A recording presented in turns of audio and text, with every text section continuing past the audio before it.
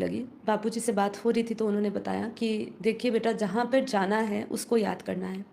अब हमारे पास समय नहीं है कि हम हद की किसी भी चीज़ों में अपना समय व्यर्थ करें, चाहे वो हद की कोई भी चीज़ हो सकती है, चाहे वो हद के रिश्ते नाते हो सकते हैं। हद में हम जितना भी समय लगा रहे हैं, जितना ज़रूरी है, जितनी ज़रूरत है, उतना आप भौतिक जगत में, संसार में आप लगाइए अपनी बुद्धि। लेकिन उसमें भी बापूजी ने जो विशेष आत्मा है, जो ज्ञानी आत्मा है, उनको तो कर्म योगी रह के, कि कैसे आपको रहना है कि आप आत्मस्वरूप में रह के सारे काम करें।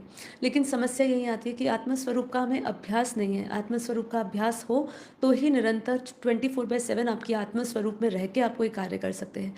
ये बहुत बड़ी उपलब्धि है, ये जो अवस्था है, इस अवस्था तक पहुँचना कि हम आत्मस्वरूप में रह के प्रत्येक कर्म करें।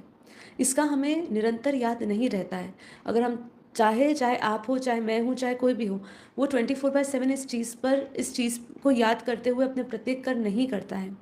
ये हमारे पास वरदान है, या हमारे पास ये ज्ञान है जिसके कारण हम बार-बार बीच-बीच में याद कर पाते हैं कि हमें आत्म स्वरूप में रह के कार्य करना है।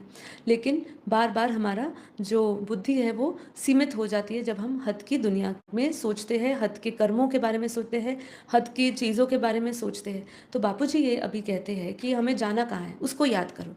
कोई भी हद की चीज़ों, देहधारियों में ना फँसो। जितना उसमें फँसोगे देहधारियों में, हद की चीज़ों में, उतना आपका समय, संकल्प शक्ति सब कुछ व्यर्थ होगा।